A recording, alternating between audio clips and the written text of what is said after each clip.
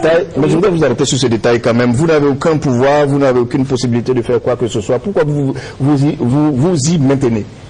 Nous y maintenons parce que nous croyons au dialogue.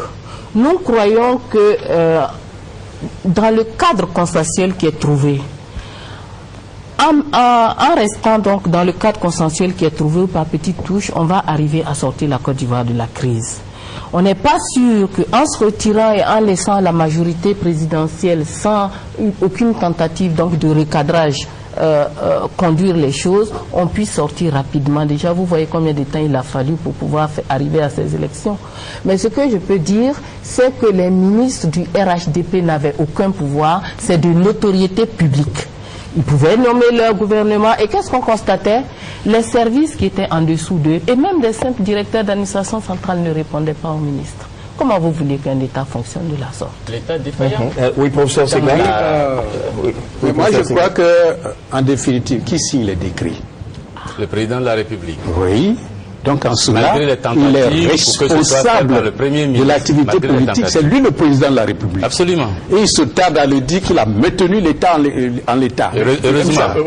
Maintenant, vous êtes en train de me dire qu'il n'y a pas d'État. Mais je suis inquiet. Ah non, il n'est pas mais il faut être très inquiet. Il faut être très inquiet. Je suis inquiet. J'arrive pour preuve. Très inquiet. Oui. Vous suivez Africa 24?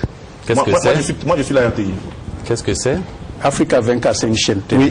Oui, continuez. Et on a interviewé un haut dignitaire du parti au pouvoir. Qui n'a pas de nom. Je préfère taire son nom. Un communiste, un haut dignitaire. Un haut dignitaire du parti au pouvoir.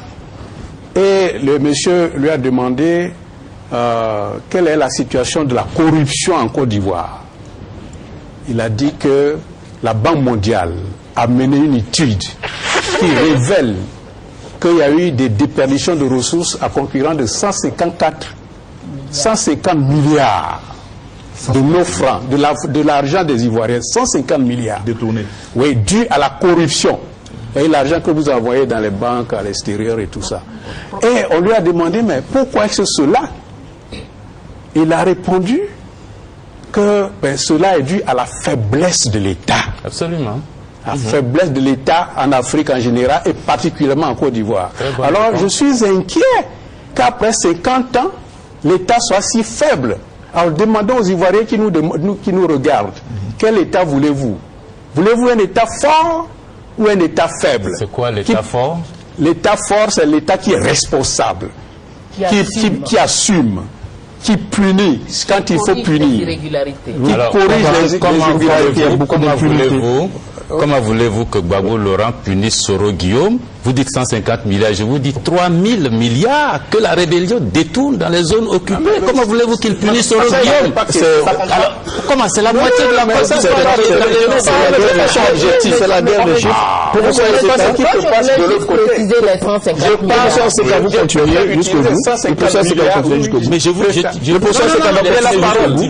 vous continuez jusqu'au bout. Ça fait rien, même si c'est objectif. Je vous donne un chiffre plus C'est grand. professeur Sega. À l'étude de la Banque mondiale qui révèle que 150 milliards sont perdus et des Ivoiriens ont été, du fait de la corruption, ont été détournés. Par an, 150 milliards. C'est dû à la faiblesse de l'État. Alors je demande aux Ivoiriens aujourd'hui, voulez-vous qu'un État faible, après 50 ans de dépendance, reste au pouvoir? C'est la catastrophe. L'État pas de Gbagbo, parce que c'est pas pareil. Hein. Alors, l'État qui est faible, mais c'est Gbagbo qui est le garant de l'État aujourd'hui. Bakayoko, c'est Gbagbo. Professeur, ce n'est pas le garant de l'État. Le doyen de la fac de sciences éco qui augmente les frais d'inscription et paye des pots de vin à la FECI pour... Professeur, vous êtes en train de dire des choses graves. Non, mais bien sûr. Vous dites bien sûr. Et ce doyen-là, on le connaît, les étudiants le connaissent. Ces 150 milliards ne vont pas dans les banques suisses, c'est ici dans nos comptes. D'accord. Donc, il y a pas les répondants. D'accord, je donne la parole à Madame Kaba. Madame Kaba. Là, je suis interpellé. Oui, c'est maintenant Madame Kaba d'abord. Madame Kaba ensuite. Oui, Madame Kaba. Madame Kaba, vous avez la parole. Madame Kaba. Je voulais juste faire une précision par rapport aux 150 milliards et dire qu'en réalité, c'est 150 milliards par an. Et dire que comme la situation ne s'améliore pas et qu'elle se détériore d'année en année, peut-être que le coût annuel pour l'économie ivoirienne, ce n'est plus 150, c'est 200 milliards. L'étude n'est pas actualisée. C'est peut-être 200 milliards, c'est peut-être même 300 milliards. On est dans une situation de déliquescence totale. La situation s'aggrave. Tous les jours, on a l'impression qu'il n'y a pas d'État. Kaba, est-ce que dans les 150 milliards, la Banque mondiale a intégré les recettes issues du diamant et de l'or qui se trouvent dans les zones de Séguéla, Marabadjassa? Est-ce que la Banque mondiale a intégré les recettes issues du cacao et du café volés dans les zones de Vavois et d'Anané? Est-ce que la Banque mondiale a intégré les ressources en bois? Je vous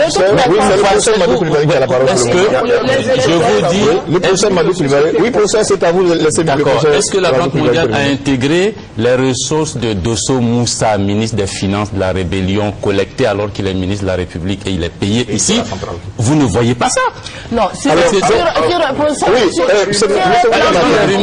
S'il vous plaît, Monsieur William Matebi, vous avez la parole. Monsieur William Matebi, Madame Kaba, vous laissez Monsieur William Matebi donner son point de vue sur les Ivoiriens. Les Ivoiriens ne sont pas dupes.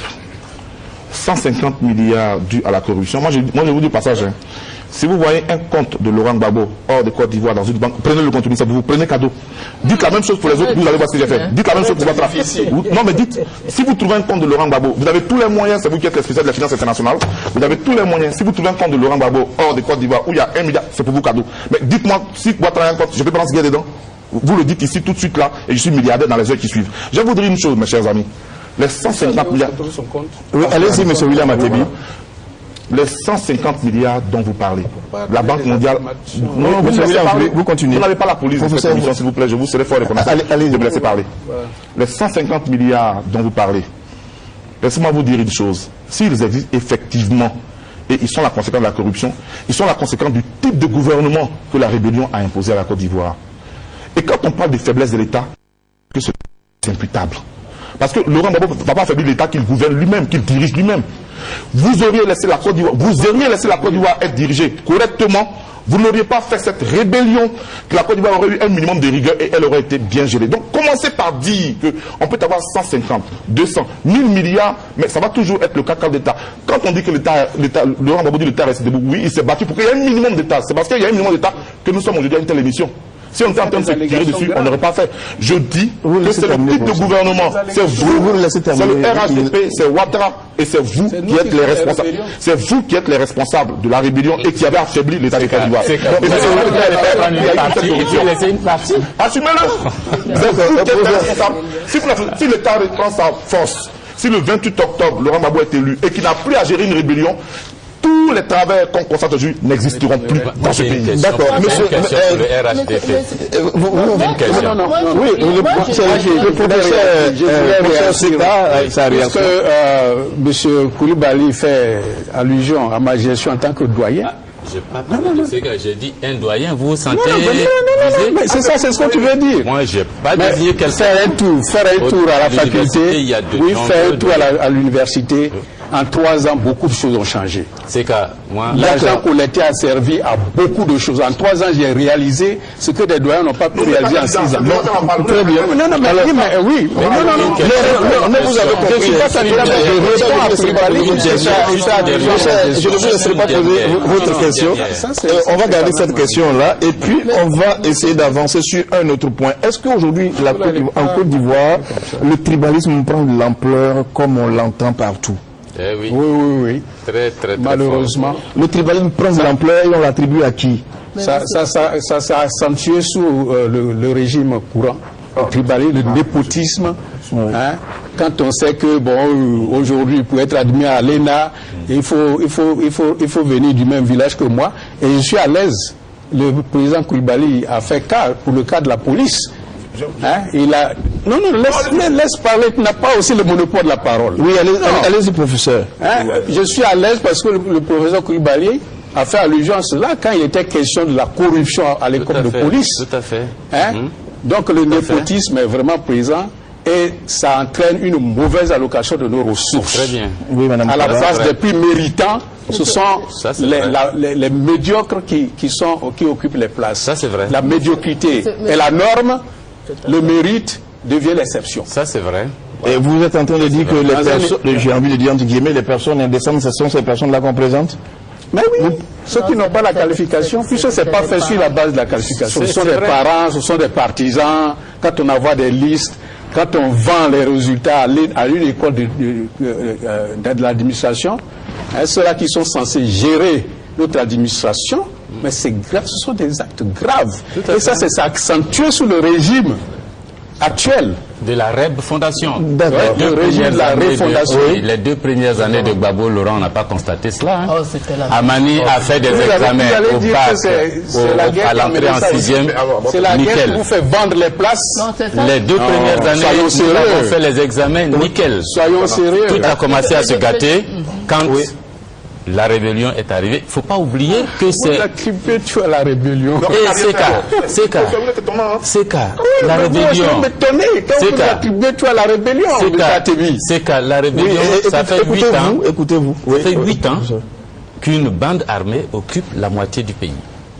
Et la question que je voulais poser, est-ce que vous trouvez normal qu'aujourd'hui on aille aux élections après que nous ayons rempli toutes les exigences posées par cette bande armée du RHDP,